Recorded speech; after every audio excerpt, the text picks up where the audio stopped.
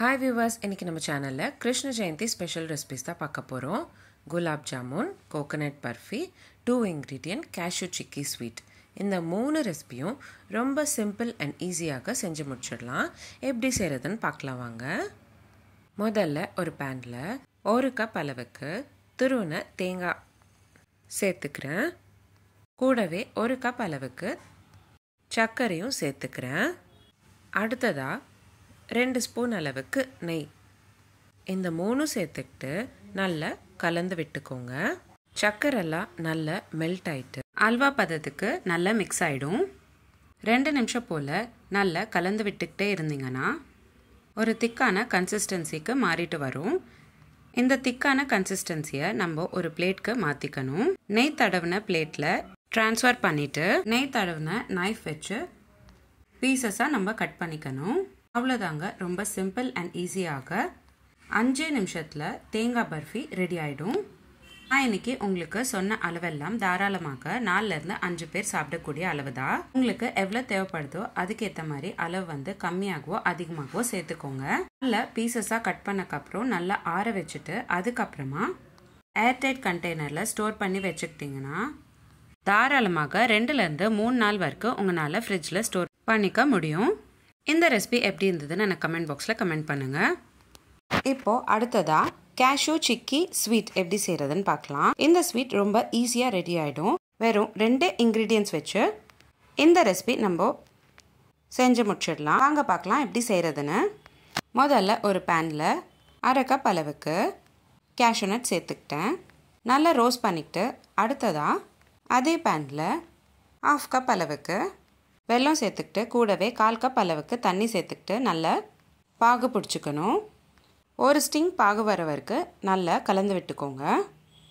அடுத்ததாக நம்ம ப்ரிப்பேர் பண்ணி வச்சுருக்கிற வெல்லம் பாகில் வறுத்து வச்சுருக்கிற முந்திரி பருப்பு சேர்த்துக்கணும்.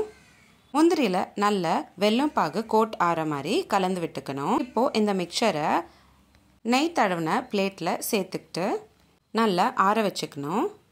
உங்களுக்கு எந்த மாதிரி ஷேப் தேவைப்படுதோ அதுக்கேற்ற மாதிரி பிளேட்டில் ஆட் பண்ணிக்கோங்க. நான் இன்னைக்கு உங்களுக்கு ஷேர் பண்ண அளவெல்லாம் தாராளமாக 2லேருந்து 3 பேர் சாப்பிடக்கூடிய அளவு தான். இந்த ரெசிபி எப்படி இருந்ததுன்னு எனக்கு கமெண்ட் பாக்ஸில் கமெண்ட் பண்ணுங்கள். சின்னவங்கலேருந்து பெரியவங்க வரைக்கும் ரொம்பவே விருப்பப்பட்டு சாப்பிடுவாங்க. ஒரு வாட்டி கண்டிப்பாக ட்ரை பண்ணி பாருங்கள். இப்போது அடுத்த ரெசிபி எல்லாருக்குமே ரொம்ப ஃபேவரட்டான குலாப் ஜாமுன் ரெசிபி தான். ஒரு பேக்கெட் குலாப் ஜாமுன் மாவு எடுத்துக்கிட்டிங்கன்னா 900 கிராம்ஸ் அளவுக்கு சுகர் உங்களுக்கு தேவைப்படும். மாவில் தண்ணி சேர்த்துக்கிட்டு சப்பாத்தி மாவு மாதிரி நல்லா பிசைஞ்சுக்கணும். 10 நிமிஷம் போல் சைடில் வச்சுட்டு அதுக்கப்புறமா உருண்டை பிடிச்சிட்டு சூடான எண்ணெயில் செஞ்சு வச்சுருக்கிற பால்ஸ் எல்லாம் சேர்த்துக்கிட்டு நல்லா ஃப்ரை பண்ணிக்கணும்.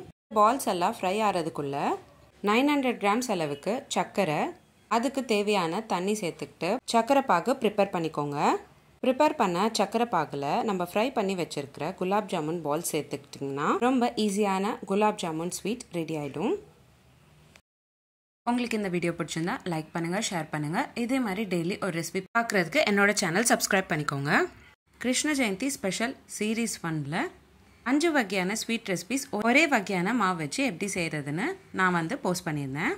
2வது சீரீஸில் 2 வகையான ரிச்சான அல்வா ரெசிபிஸ் ஷேர் பண்ணியிருந்தேன்.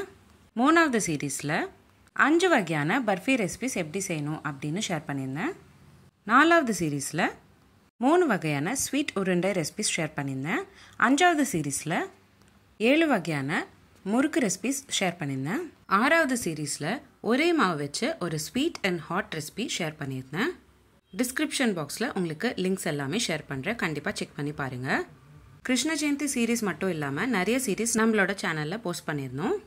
Healthy pasta series, healthy breakfast ideas, kids lunch box ideas, kootu series, kuzhambu series, rasam series, chutney series, Andhra pachadi series, தயிர் pachadi series, healthy starter series, chapati side dish series, gluten free recipes, no oil no boil recipes, சாதம் recipes, no onion no garlic recipes, இந்த மாதிரி நிறைய series நம்மளோட சேனலில் post பண்ணியிருக்கோம். Links எல்லாமே நான் உங்களுக்கு டிஸ்கிரிப்ஷன் பாக்ஸில் ஷேர் பண்ணுறேன், கண்டிப்பாக செக் பண்ணி பாருங்கள். இந்த வீடியோ எப்படி இருந்துச்சுன்னு எனக்கு கமெண்ட் பாக்ஸில் கமெண்ட் பண்ணுங்கள். மீண்டும் சந்திப்போம் ஒரு சுவையான ரெசிபியுடன். தேங்க்யூ.